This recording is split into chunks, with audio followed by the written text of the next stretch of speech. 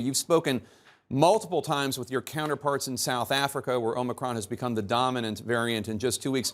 What are they telling you about the spread and perhaps more importantly, the severity of cases there? Well, with the latter, Jake, they don't know. And we are really in virtual constant contact with them.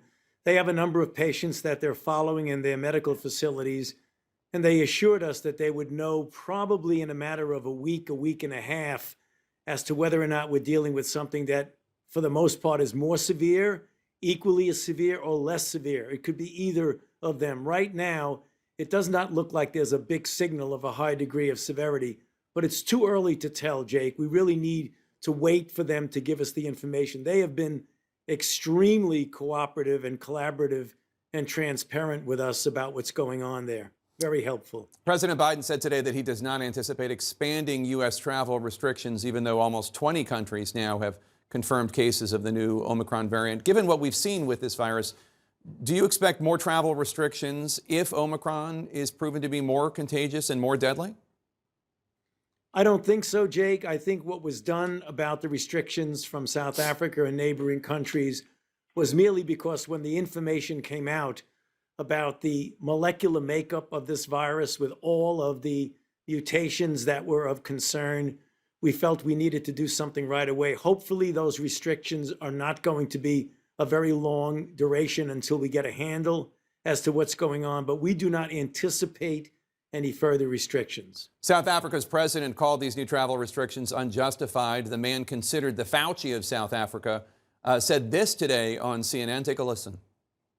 Well, firstly, it's outrageous that South Africa and Southern Africa is being punished for having good surveillance and ensuring that we wanted to be completely transparent. So this kind of early knee-jerk reaction to block travel is probably just going to slow the seeding slightly at best, but will probably have little, if any, impact. Do you disagree with what he just said? I mean, he's saying it's probably not going to have much of an impact. Yeah. It's not going to have an impact in the big picture of whether it gets here or not. But what impact it will have, Jake, it will buy us maybe a couple of weeks of getting better prepared. Whenever you do something like give travel restrictions, you don't do it just for no reason. You do it to allow you to get a leeway, a little bit period of time of maybe a week or two to intensify your preparedness and to understand what's going on better. And that's the reason why the president said at the press conference today, now's the time to say, what can we do about this?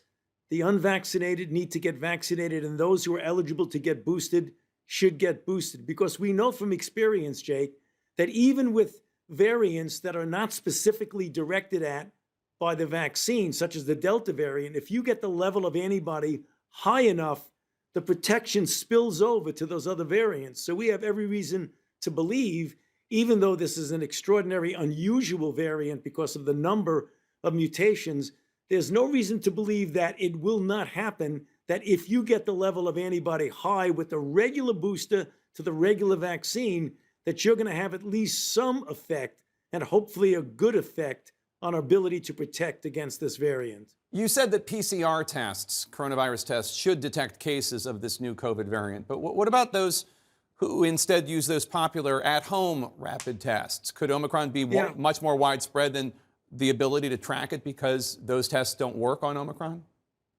It's interesting. I asked that question just yesterday because I was on a prolonged Zoom call with our South African colleagues, and they said at least some of the rapid antigen tests would pick this up. He couldn't guarantee that all of them would, but the ones that they were using, he didn't specifically say what they were, is that the mutations did not interfere with the ability to recognize the antigen by the antibodies that were used in the rapid test. So that is a good thing. The PCR tests that are used can pick it up. Lucky for us that that's the case. Do you expect that the Omicron variant will become the dominant variant in the United States at some point? Jake, we just can't predict that. We don't know. And that's the reason why we are looking now at what the pattern is in South Africa. It's unfortunate that South Africa has been sort of the epicenter of at least the recognition of it.